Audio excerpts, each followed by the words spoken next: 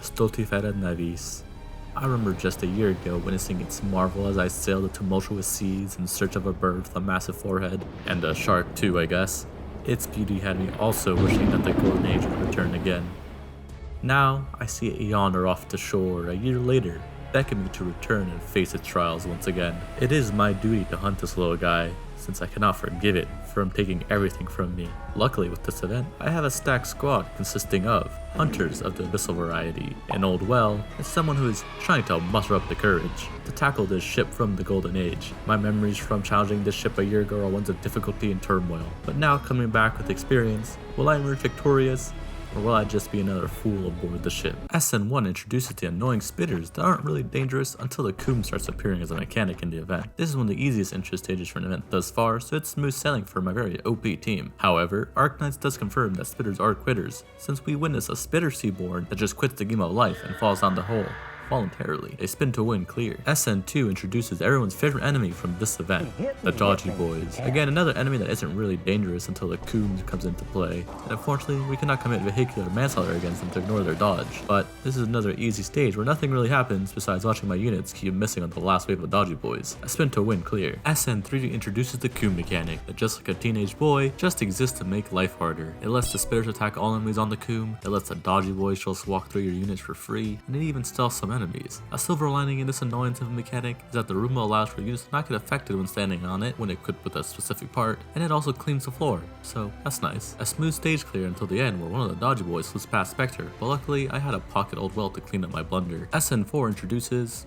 nothing new. This is just a stage where I watch my units tackle the Sisyphean task trying to get 2 hits on the Dodgy Boys. I set up a conga line of death with Monster at the helm to speed up the stage with true damage, so I don't have to watch my units fruitlessly attack the Dodgy Boys for too long. Another easy stage clear. SN5 introduces the Masters of baiters that spread coom upon their demise. Despite the annoyance the masters pose, this is another simple stage where I deploy a very spinny bird on the front lines and let the abyssals handle any enemies that slip past her. Yet another rather easy stage clear. SN6 introduces the big chunguses of the event that spread coom once they are below 50%. I had to kill it with Scotty, but I don't clean up the coom it drops since I like making my life harder than it needs to be. I remain to set up on the left to hold, and I set up a conga line of death with Gladi and Spectre. Nothing really interesting happens since they're able to hold, and I use the Roomba to stun the enemies on the conga line when it's needed. A very sushi clear. We have finally reached the first stage that could pose a problem to my team with the middle lane, SN7. I open with the arena on the left. I barely get enough DP to deploy Spectre to Blue Box Gaming on the right side, and for the first time having a -1 DP on a unit actually allows me to clear a stage, instead of it being said in my chat to get me to pull more on banners during these challenges. I placed an early Gladiator to be ready for the little fishy boy, and I put Monster on the right side to block chunguses. This stage introduces the boss of the event,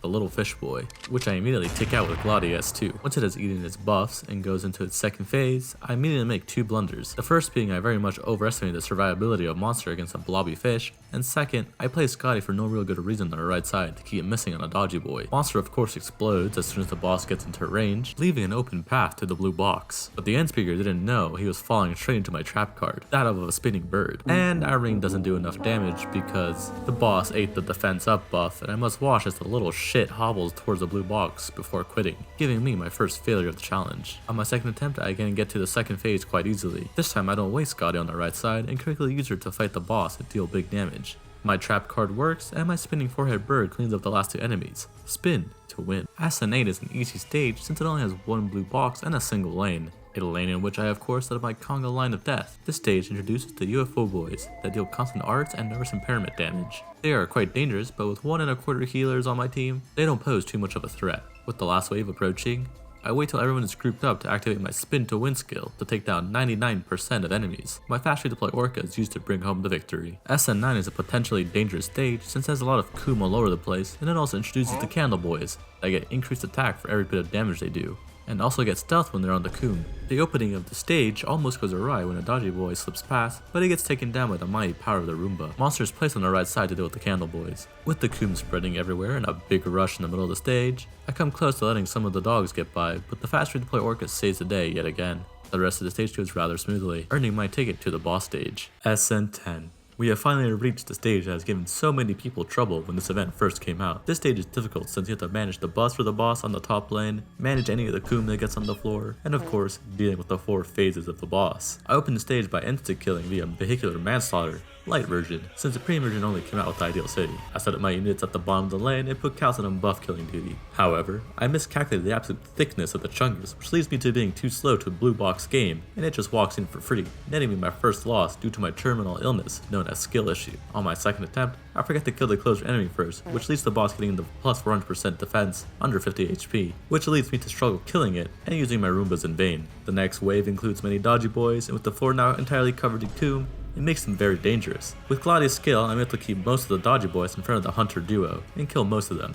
However, a sneaky bastard gets by, forcing me to use my last Roomba to save the run. I killed the third phase handily with monster skill. The real problem commences with the spawning of the Reefy boys and the spitters. With no Roombas or units that can deal with all the spitters, they exploded my team due to all the coom that was on the floor, leading quickly to my defeat. With that loss, I abandoned my plan to kill the boss with the Roomba, and gave it the ability to clean the coom off the floor. On my third attempt, I employ a much more aggressive strategy with Gladia at the top of the lane with Irene holding the other one. At the spawn of the second wave, I immediately spin to win the boss into oblivion. The wave of dodgy boys goes rather smoothly, and I get to sit and watch my operators miss for a good moment of time before taking them all down. The third phase of the boss goes the same as the second, with Irene spinning to win. With the spawning of the Reefy boys and spitters, I put Spectre on the red box to deal with all of them. However, the Reefy boys deal too much damage and take down both my lUmEn and Gladia, leading me to scramble to take it down.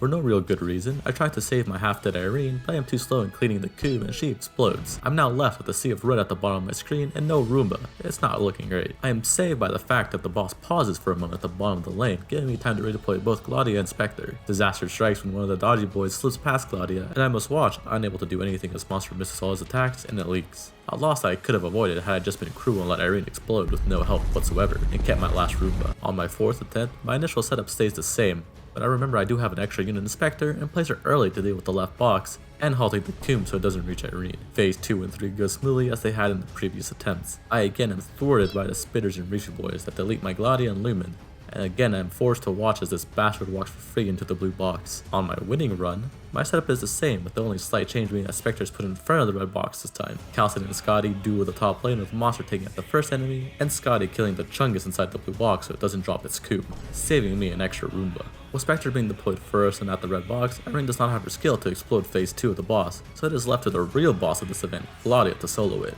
With the wave of dodgy boys, it allows for Irene to get her skill, but I refrain from using it since Gladia with her model is obscenely tanky, and she's able to solo the third phase without any help. Like in every attempt thus far, Gladia perishes to the Reefy boys, but Monster and Irene clean it up. Upon the fourth phase spawning, I activate both Irene and Monster's skills and deal a significant amount of damage. Spectre cleans up the enemies on the left side, and Monster is placed on the bottom row to charge up his skill.